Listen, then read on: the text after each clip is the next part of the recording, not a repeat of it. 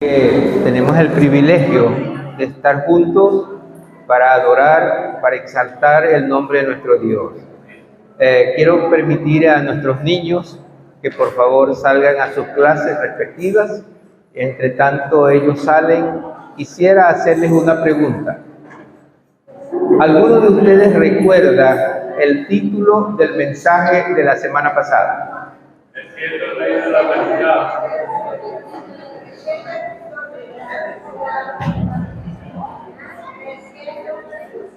Creciendo en la adversidad. Hice énfasis que se trataba de un crecimiento espiritual, porque el crecimiento natural es cuando crecemos físicamente en las diferentes etapas de nuestra vida, pero el crecimiento espiritual ocurre en el momento cuando nosotros recibimos a Jesús como nuestro Señor y Salvador. De tal manera que aquí habemos algunas personas que hasta tenemos la cabeza blanca. Y pudiéramos preguntar a algunos de ustedes, ¿hace cuánto usted nació en el Señor? Importante, ¿verdad?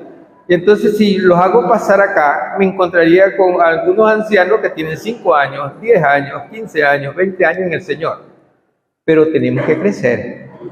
Y el mensaje de la semana pasada fue aprendiendo a crecer en las adversidades.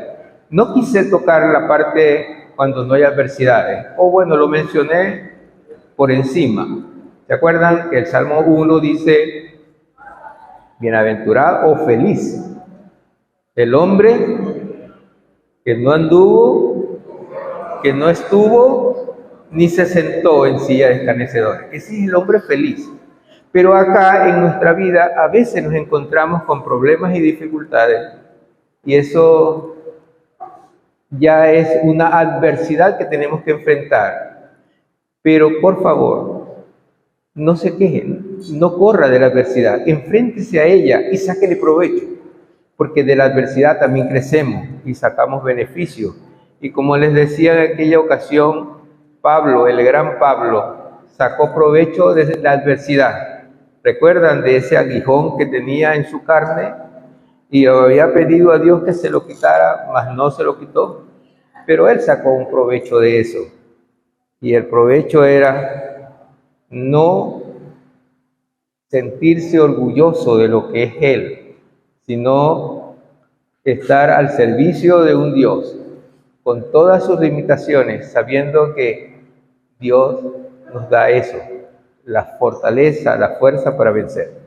Hoy quisiera hablarles de un tema que se los debía. Yo no sabía que en esa miniserie que tuvimos hace unos meses atrás, hablamos del poder de la oración, el poder de la palabra de Dios y todas estas cosas, pero me quedó pendiente el poder de la oración, de la alabanza.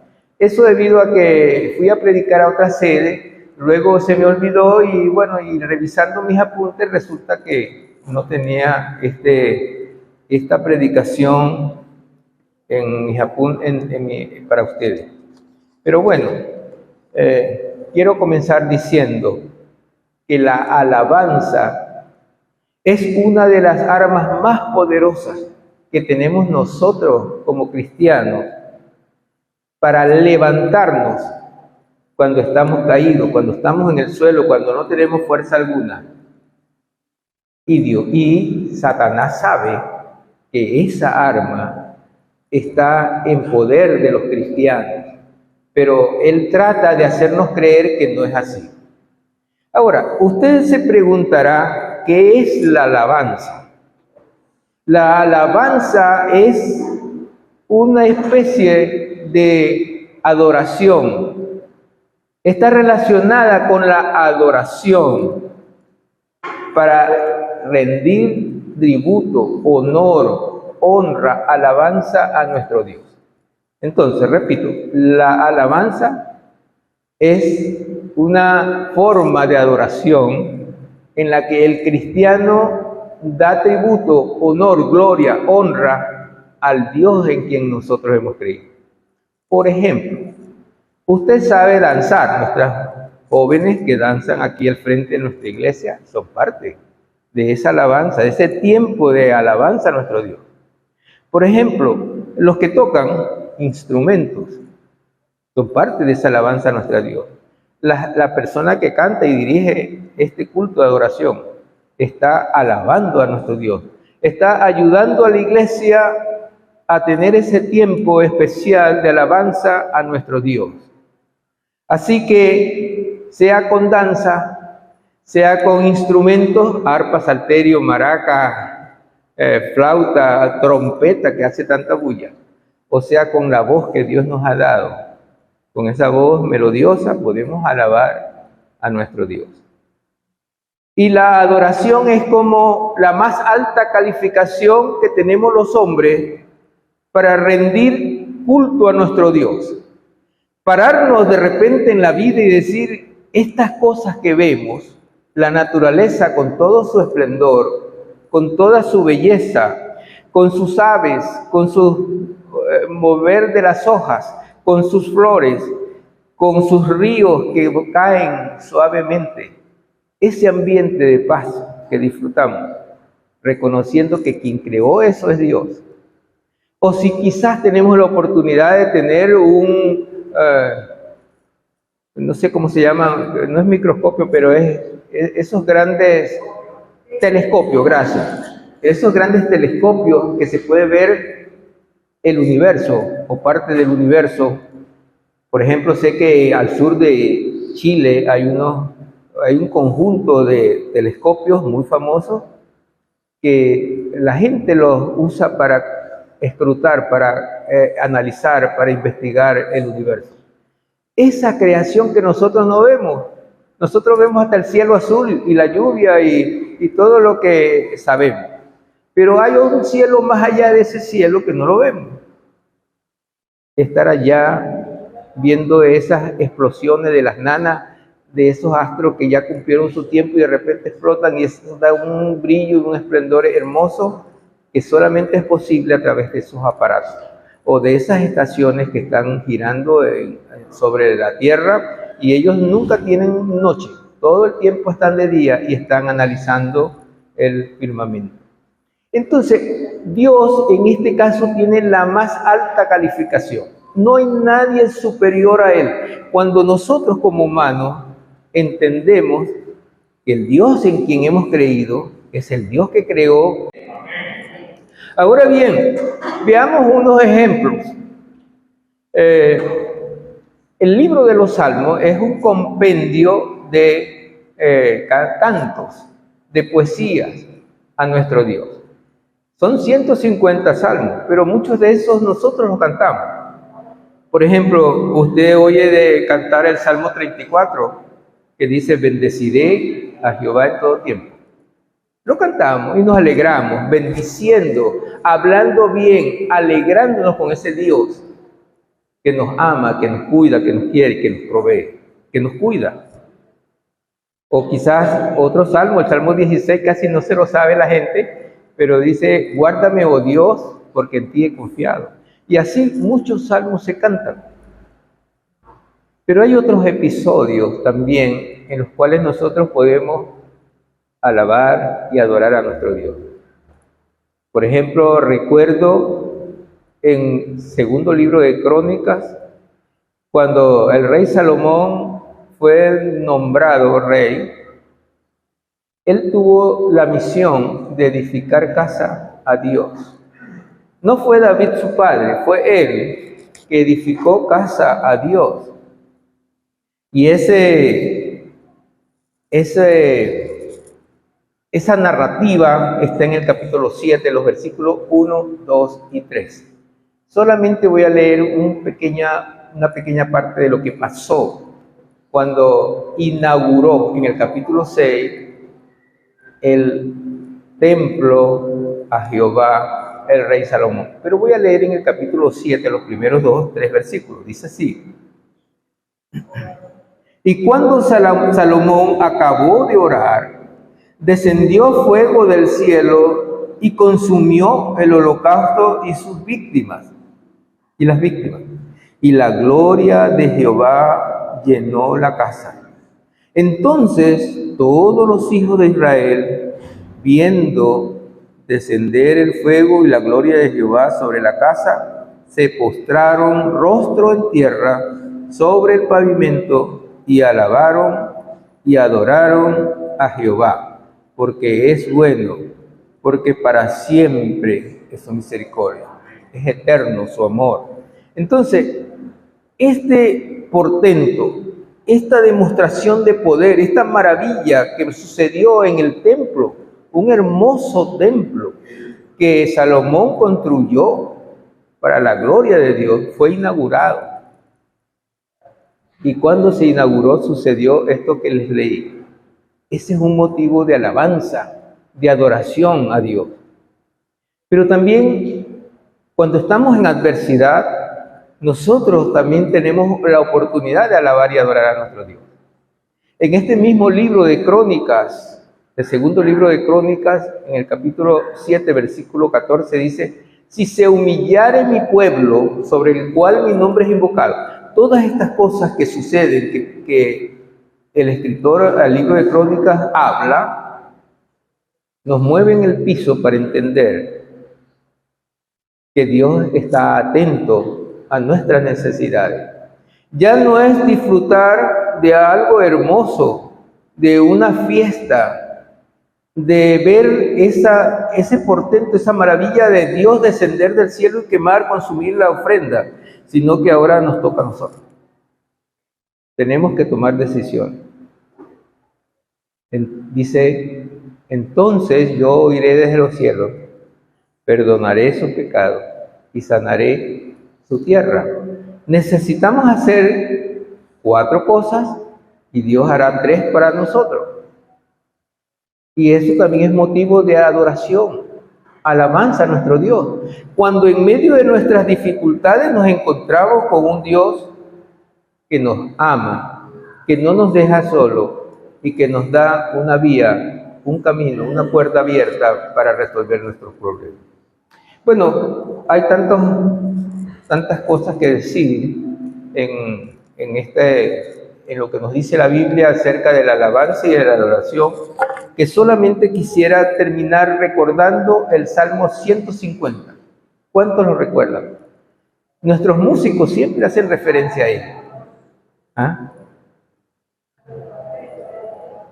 Ese salmo tiene apenas 6 versículos, pero menciona la palabra alabanza 12 veces. Bueno, 11 y aleluya también se traduce como alabanza. Así que en esos 6 versículos el salmista hace referencia a la alabanza 12 veces. Y yo quisiera por lo menos leer una partecita de él para que ustedes recuerden por qué nuestros directores de alabanza siempre hacen referencia a este salmo, el Salmo 150. Dice el versículo 1: alabad a Dios en su santuario, alabadle en la magnificencia de su firmamento. Aquí este versículo contesta la pregunta: ¿a dónde alabar a Dios? ¿A dónde? En su santuario, en su templo, en su tabernáculo y en la magnificencia de su firmamento. Fíjense lo amplio que es la alabanza a Dios, nuestra alabanza a Dios. Tenemos la oportunidad de alabarlo aquí, en su santuario, en la iglesia, también en nuestros corazones. Muchas veces cantamos en el baño. Cuando no cantamos bien, nos ponemos a cantar en el baño que nadie nos oye. Pero todo eso es alabar a nuestro Dios. Entonces, ¿dónde debemos alabar a Dios? En el santuario, en la magnificencia de su firmamento. Segundo, dice: alabadle por sus proezas, alabadle conforme a la muchedumbre de su grandeza. ¿Cuándo alabarle? ¿O por qué alabarle? Dice: por sus proezas y conforme a la muchedumbre de su grandeza. Es grande. No somos iguales a Él. Nuestra condición de hombre, de criaturas de Él, creación de Él, hijo de Él, no nos lleva a esa estatura de un Dios que recoge en el hueco de su mano todas las aguas del mundo. En el Salmo 40, versículo 12, dice que Él en su mano mide las aguas de la tierra y mide el cielo como el palmo de su mano. Ese es el Dios a quien nosotros adoramos. Por eso les decía que no hay una calificación más alta para ese Dios que darle la gloria, la honra, la alabanza a ese Dios que hizo todas estas cosas. Y por ahí la ciencia dice, no, es que el Mar Rojo no era tan hondo ni era tan amplio como... Pero el Mar Rojo, cuando Dios lo dividió, tenía en su parte más angosta 500 metros. Y su profundidad no recuerdo, pero se formaron unas paredes de agua y el pueblo pasó por el lecho del río, aleluya, gloria a Dios, por tierra seca. Ese es el Dios que hemos creído. Por eso es que el escritor Moisés dijo que Dios sacó a su pueblo con mano fuerte, brazo extendido, haciendo proezas, maravillas, portento, demostración de su poder. Eso nadie lo podía hacer. Solamente era posible porque Él lo hizo. Entonces, en el segundo versículo de este Salmo 150, sabemos por qué adorar a Dios. Por sus grandezas, por sus maravillas. Y luego, en el versículo del 3 al 6, menciona cómo alabar al Señor con una variedad de instrumentos, con danza y todo lo que respire, alabe a Jehová. Y la gran pregunta es, ¿usted respira? Usted respira, alabe a Dios. Cuando usted alaba a Dios, grandes fuerzas se liberan. Está usted caído, derribado, derrotado, pero Dios le da fuerza. No importa si estás sufriendo, no importa si estás llorando o estás triste. Tu alabanza, el Señor la escuchará. La escuchará. No se olvide, la escuchará. Y cuando Él escucha la alabanza de ese siervo que está en problemas, que es usted o yo, que estamos en una necesidad, en una urgencia, Él despliega fuerza poderosa que no nos podemos imaginar, pero Él lo libra. Bueno, hoy el tema que trato de predicar en este día está en el libro de Hechos, capítulo 16, 22 al 34. Y lo he titulado Alabando a Dios en todo tiempo. Hechos, capítulo 16, versículo 32. No lo vamos a leer por cuestiones de tiempo. Ya he consumido bastante del tiempo que me dan.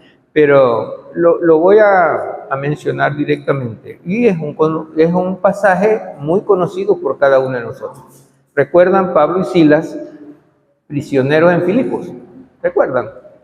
Eso lo vamos a manejar en esta exposición brevemente. Resulta que a Pablo y a Silas lo acusaron de alborotadores de la ciudad. ¿Por qué? Porque ellos anunciaban a un Jesús resucitado, a un Cristo que había muerto por nuestros pecados, y esto no le gustaba a la gente, a los fariseos, a los escribas, a los doctores de la ley y a otra gente que tenía negocios por allí. Entonces agarraron a Pablo y a Silas, que enseñaban la palabra del Señor, y los metieron presos. Y aconsejaron al carcelero que eran unos reos que debían de estar bien custodiados, por eso lo metieron en una cárcel al fondo, y como eran peligrosos según ellos, fueron puestos cepos en sus pies. Ellos estaban inmovilizados. La cárcel en aquel tiempo parece que era una cueva. En otras ocasiones era como una construcción de piedra, pero de piedra abundante. Decían que el espesor de la pared era como de 3 metros. O sea, nadie podía tumbar esa pared. Eso es lo que tratábamos de decir. Pero el comentario que leí acerca de esta cárcel es que era una cueva. A donde metieron a Pablo y a Silas era en una cueva y en el lugar más hondo, en el lugar de más atrás, donde las condiciones eran muy extremas. Maloliente, el suelo era la tierra húmeda, habían diferentes cosas allí que eran contrarias, pero allí fueron llevados Pablo y Silas en esa cárcel. Solamente había una pequeña ventanita, si se puede decir que era una ventana, de 5 centímetros de ancho y 20 centímetros de largo, algo así como para que entrara un poquito de aire o entrara un rayito de sol. Pero jamás ni nunca ellos podrían salir de ahí por esa endija, por esa ranura. Así que ellos estaban muy custodiados, estaban bien custodiados, no había esperanza de salir.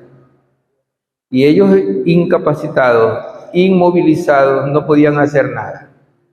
Pero ellos dijeron, ¿es injusto por lo cual estamos? No. Vamos a cantar a Dios, vamos a alabar a Dios.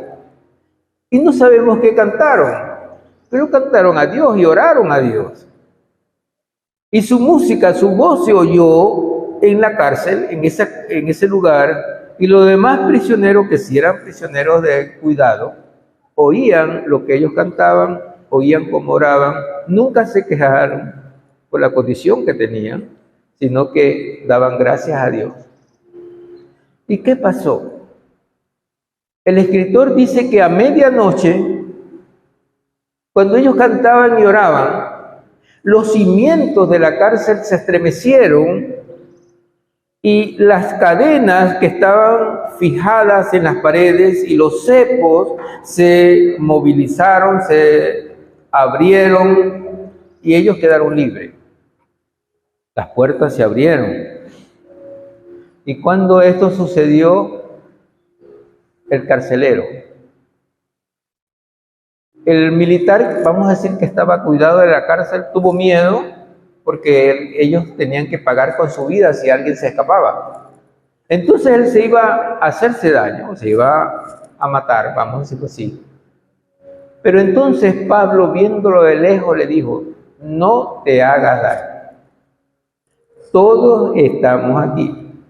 Imagínense el impacto. Fue Dios que paralizó en este caso a la gente y nadie se movió. Pablo y Silas sí se movieron y fueron a donde él. Le dijeron, no te hagas daño, todos estamos aquí. Estas palabras impactaron al carcelero y dijeron, bueno, ¿quiénes son estos hombres? Dijeron, no eso, sino, ¿qué debemos hacer para ser salvos? Una pregunta que se ha repetido en algunas ocasiones en el libro de los Hechos. Y entonces ellos le dijeron, como al unísono, cree en el Señor Jesucristo y serás salvo tú y tu casa. Entonces observen ustedes como de una situación adversa, de una situación incómoda, una situación deprimente, un Pablo que era un hombre educado, criado a los pies de Gamaliel, como quien dice en la Universidad de Gamaliel, ahora metido preso en un lugar nauseabundo, hediondo, sucio, etcétera, etcétera. Fue llevado a ese extremo y no se quejó, alabó y adoró a Dios. Y eso que les decía, no importa cuánto sufres, no importa lo que estés pasando, cuál es tu dolor y tu tristeza, tu alabanza, Él escuchará. Nuestra alabanza, Él la escucha. Y es allí donde se desatan grandes fuerzas que no tienen dimensión, vamos a decirlo así. Y Dios obra la liberación y nos cambia la tristeza en gozo. Amén. Bueno, esto es en síntesis este pasaje. Vuelvo a insistir, casi no tengo tiempo, pero sí quiero concluir con algo, con otra historia. La historia del rey Josafat, narrada en segundo libro de Crónicas, capítulo 20. Josafat fue un buen hombre, un buen rey. Pero de repente le vinieron con la noticia que los ejércitos de Moab, los hijos de Amón y los del monte de Seir venían contra ellos a una guerra. Y era una multitud tan grande de gente contra ellos que el rey Josafat tuvo miedo. Y convocó al pueblo a un ayuno. Y fueron al templo y se humillaron delante de Dios. Y buscaron su rostro. Y pidieron perdón. Entonces Dios oyó y le dijo algo. Mañana ustedes se van a parar en un monte, van a llevar los cantores de Judá y solamente ustedes van a ver lo que va a suceder. Cosa que llama la atención, no hubo guerra, no hubo pelea cuerpo a cuerpo. Era muy grande la desventaja, millones y millones contra el rey Josafat. De repente todo parecía verse negro, oscuro, difícil, pero Dios usó la alabanza. Había una gente cantando, alabando a Dios en la cima de un cerro, y dice que cuando los ejércitos de los enemigos iban contra ellos y que habían preparado emboscadas contra el rey Josafat, Dios los confundió de tal manera que se mataron unos a otros. Como eran de diferentes nacionalidades, me da la impresión de que no se conocían y creían que era su enemigo, y entonces se mataron unos a otros y no quedó uno. Dice así la palabra, ¿lo creemos? Amén. En el 2022, cuando comenzaron a entonar cantos de alabanza, Jehová puso contra los hijos de Amón, de Moab y del monte de Seir, la emboscada de ellos mismos, que venían sus caputanes y se mataron unos a los otros. Amén. Amén. Gracias, hermano Rubén. Se mataron unos a otros. Y no solamente esto. Fue un día de júbilo, un día de celebración. Dios se había acordado de su pueblo y había hecho el milagro de librarlos de la muerte, de librarlos de los amonitas, de los moabitas y de una gente extranjera de bien lejos. Los del monte de Seir, no sé dónde quedaría, no vi en el mapa. Pero no solamente eso, sino que ellos recogieron un botín numeroso, abundante, grande, se enriquecieron con lo que esta gente dejó. Bueno, en breves palabras, he tratado de decirles cómo opera Dios cuando el pueblo alaba a Dios. Alaba a Dios. Así que damos gloria a Dios por eso.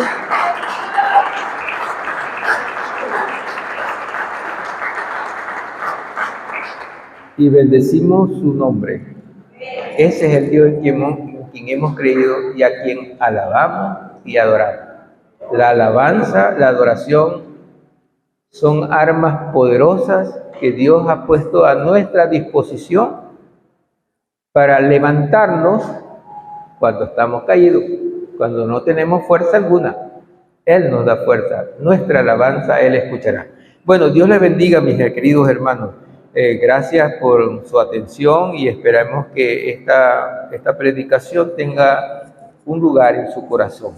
Ahora vamos a tener nuestro servicio de Santa Cena.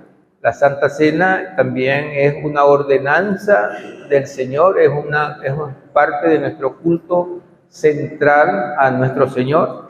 Así que vamos a invitar a nuestros hermanos, los diáconos, ellos van a pasar adelante.